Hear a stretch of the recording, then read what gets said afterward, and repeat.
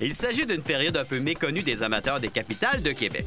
En effet, lorsque les partisans se pointent le nez au stade 60 minutes avant une rencontre prévue pour 19 h, il faut savoir que les joueurs arrivent beaucoup plus tôt. Une journée habituelle, les gars vont commencer à arriver vers 2 h de l'après-midi, peut-être pour commencer à faire leur travail là, individuel avant notre pratique d'équipe. L'équipe ensemble, on commence l'échauffement à partir de 16 h. Et puis par la suite, c'est la pratique au bâton, tout le monde ensemble, et les gars font leur travail par la suite. Donc à partir de 16 h, on est sur le terrain pendant peut-être 1 heure. Et puis on rentre, on relaxe un petit peu et puis on ressort peut-être une demi-heure avant le match à 18 h 30 pour se préparer pour le match. Quelles sont les technicalités lors de la pratique au bâton? Est-ce que c'est par sous-groupe? De quelle manière vous fonctionnez? Oui, exactement. On a 3 sous-groupes pour les frappeurs, donc tout le monde y passe. Traditionnellement, on fait genre de 4 rondes où on frappe 6-7 élans par ronde. Et puis on travaille sur différentes choses à chaque ronde. Mais pendant ce temps-là, ceux qui sont pas au bâton, bien, ils sont en défensive, ils travaillent sur leur jeu défensif.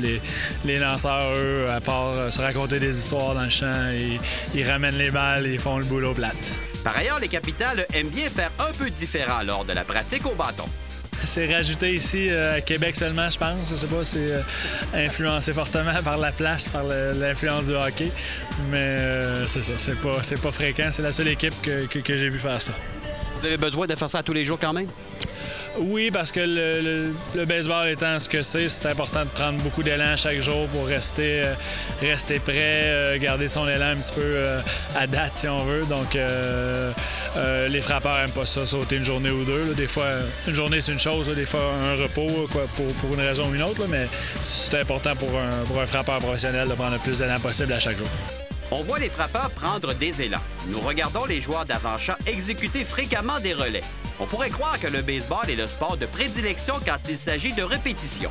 Pour être à l'aise comme frappeur, faut pas se poser de questions. Donc, faut avoir travaillé très fort dans la cage, avoir pris le plus d'élan possible pour arriver en situation de match, puis simplement réagir, puis laisser parler les heures de pratique d'entraînement. Là.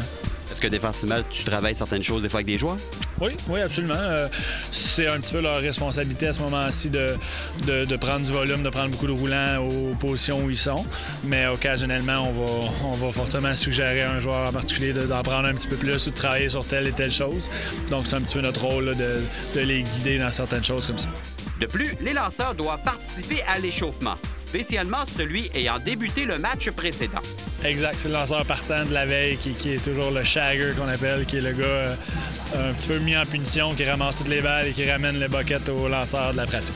Est-ce que les lanceurs font un peu de travail de conditionnement physique également? Oui, absolument. Puis ici, on le fait particulièrement, on le fait avant même l'entraînement. Avant 16 h, les lanceurs doivent avoir fait tout ce qu'ils ont à faire, là, leur sprint, leur étirement. Nous, ici, on fait beaucoup avec TJ, là, des courses de football, attraper de ballon de football et ces choses-là. Donc, ils font tous toujours ça avant 16 h. Comme ça, nos releveurs, nos partants sont prêts pendant la pratique au bâton, peuvent un peu plus relaxer. Puis, ils ont le temps de reprendre la forme, si on veut, avant le match, avant d'aller en relève. Alors, une routine essentielle afin de s'assurer de garder les réflexes bien aiguisés. Le baseball sera toujours le sport pour les répétitions. Lors d'une prochaine visite au stade, vous pourrez constater ce fait.